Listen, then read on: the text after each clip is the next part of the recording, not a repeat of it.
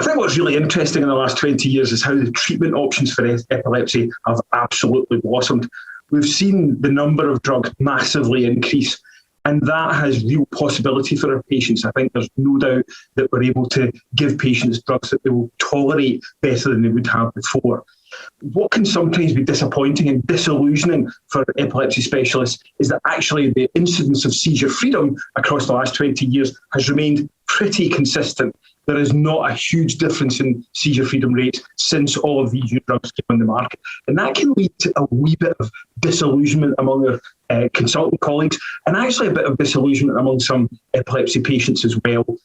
I think, though, we have to be clear that actually the tolerability of the medications has increased. Their usability has increased. They need less monitoring than before. I think there are still treatments that will be on the development pathway that will probably be rendered very useful in the next 10 or 20 years. So this is a pipeline that we thought was going to close, but that actually shows no sign of stopping at all. And I would think in the next 10, 20 years, we'll see even more treatments and even more ability for us to personalise treatment for each individual patient.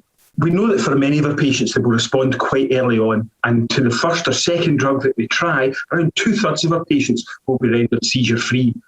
What we can do better as clinicians is to pick up quickly on those patients who have not immediately responded to treatment and using certain tactics around that. And I think the first thing we've got to do is have an open and honest conversation with the patient, revisit the diagnosis, ensure the classification is correct, make sure they're on the right medication.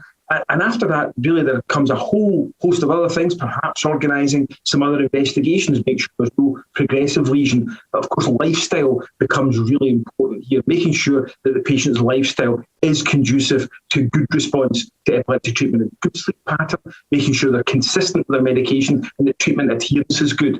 And of course, making sure that alcohol and drugs are not there to try and interfere with seizure freedom and perhaps in some cases interfere with the drugs.